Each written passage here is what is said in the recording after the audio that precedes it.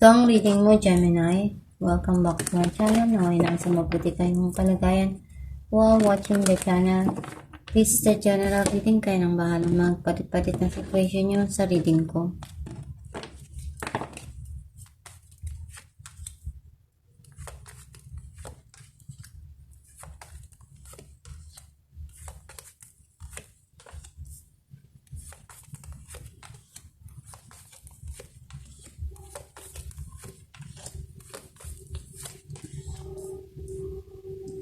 At the bottom of the deck, 5 of Wands. I feel like yung energy mo, nasisense ko na andun yung mga bagay na pinag-iisipan mong mabuti dahil nagkakaroon ng struggle, nagkakaroon ng something here na competition about your passion, dun sa pinaglalaanan mo ng panahon, ng oras mo. Ang mensahe ng card mo, may darating dito na bagong pag-ibig, punong-puno ng pagmamahal. Pwedeng ikaw yung magbigay o ikaw yung tatanggap.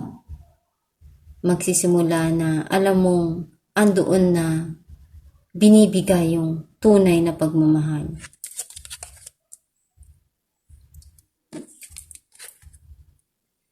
Nakita ko na something here na may itinatama ka. Pwedeng desisyon, plano, or situation sa buhay mo. Pwedeng ikaw yung itinatama dun sa sitwasyon na yun. Or nakikita ko na you want to balance yung mga nangyayari ngayon na dumarating sa buhay mo. And hintay ka dito na hustisya para sa'yo na gusto mong makamit. Some of you pwedeng clarity dito sa pag-ibig na to. Nakita ko na ibinibigay mo yung makakaya mo. Pinupunuan mo yung pagmamahal or yung tao na yun, yung nagbibigay sa'yo. Some of you, pwedeng ikaw to na nagpupuno ng pagkukulang.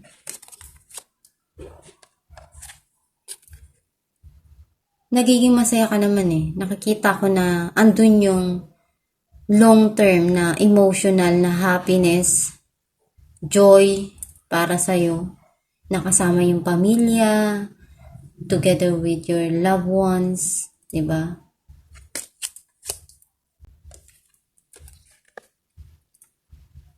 Nakita ko na meron ditong collaboration, team up, or you're building something here Pwedeng friendship, future.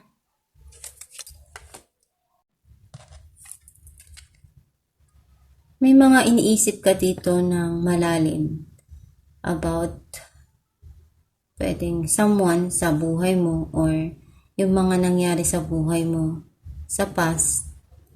Nakita ko na at the back of your mind mga desisyon na alam mo sa sarili mo na marami kang pinagdaanan dun.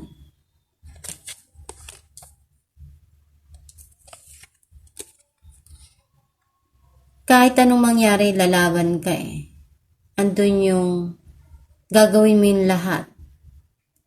Basta alam mo sa sarili mo na masaya ka dun, you will do your best na makamtan yung gusto mo. Clarify natin ang Ace of Cups. The Sun and 8 of Wands. May mensahe na darating for you. Some of you, nakikita ko na may opportunity na darating na magiging masaya ka. Itong joy na para sa'yo, isang biggest na gusto mong makuha sa buhay mo. Kasi, alam mo sa sarili mo na yung happiness mo, iyon na eh. Hawak mo na. Ibinibigay na sa'yo. Clarify natin ang Justice, 5 of Wands, and the High Priestess. Yung intuition mo, malakas eh. Nararamdaman mo na makukuha mo rin kung ano yung bagay na hinihintay mo. Nagkaroon man ng struggle pero alam mo sa sarili mo na unti-unti mo rin makukuha yung justice or yung justisya na gusto mo. Clarify natin ng 10 of Cups, Ace of Cups, and King of Cups. Andun yung pagmamahal, punong-puno. At gusto nitong tao na to ibigay sa'yo. Itong tao na to handa siya na i-offer lahat ng makakaya niya sa'yo. Pwedeng itong tao na to pwedeng magbigay sa'yo ng something na ikakasaya mo or mag-offer ng marriage. Kasi nakikita ko na andun yung pagmamahal. Clarify natin ang the Moon.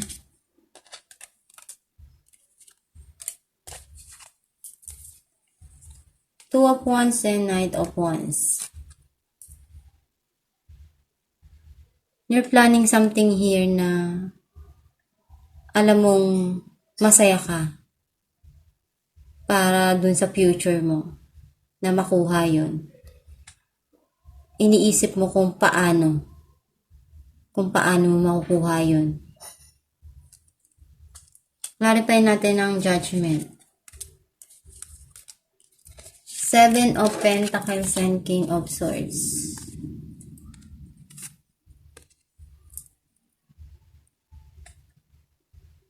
Meron ditong tao na iniisip niya kailan ba darating yung mga bagay na hinihintay ko. Nag-invest ako, binigay ko lahat ng mga kaya ko, oras, time, lahat. Pinag-iisipan niya kung ano pa ba yung pwedeng technique, paraan, mga desisyon na magagawa doon. Clarify natin ang Two of Cups.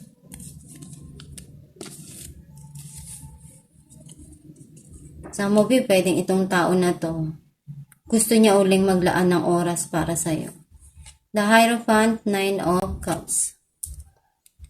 Ito na, binibigay na sa'yo kung ano yung gusto mo, kung ano yung hiniling mo. Kasi ito yung nakalaan para sa'yo. At magiging masaya ka. Clarify natin ang 3 of Pentacles. Ace of Wands and Page of Cups. May parating dito itong something na opportunity or passion na magkakaroon ng magandang connection, magandang pagsisimula. Some of you, you're building something here na pwedeng you're grabbing opportunity, career na alam mong magiging masaya ka.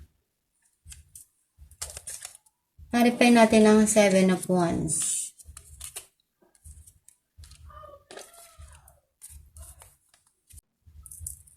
May mga minamanifest ka dito na mabago.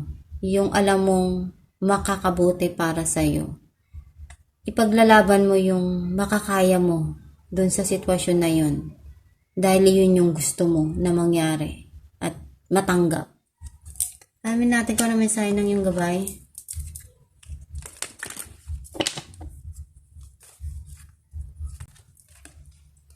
Cleanse and detoxify. With great love and respect, we ask you to detoxify your precious and sensitive body. At your request, we will help you to develop life-affirming ways to deal with stress as well as ease any sorrow, shedding your old ways. Give your cares, worries, and concerns to us and feel the beautiful grace of your newly purified body. Ang mensahe ng iyong gabay na kailangan mong tanggalin, linisin yung katawan mo sa mga bagay na alam mong hindi maganda. Kasi yung katawan natin, sensitive yan eh. Nasa-sense niya kung ano yung hindi maganda at makakatulong para sa'yo. Kapag na-stress ka, nagre-react din yung katawan natin. Kaya kailangan na tanggalin yung mga bagay na hindi maganda. Yung magpapabigat sa kalooban mo, yung magpapagulo sa isipan mo, yung mga negative na hindi maganda na pwedeng magdulot ng hindi maganda sa buhay mo o sa mga desisyon mo. Basta alagaan mo yung sarili mo, gawin mo yung mga bagay na magpapasaya sa'yo, and kung ano man yung mga pinagdadaanan mo ngayon sa buhay, dilipas din yan. Magdasal ka lang palagi at gawin mo lang yung paraan na makakabuti dun sa sitwasyon na yan. At itong yung reading Gemini. Kung nakaresonate ka, kindly comment down below. Thank you for watching.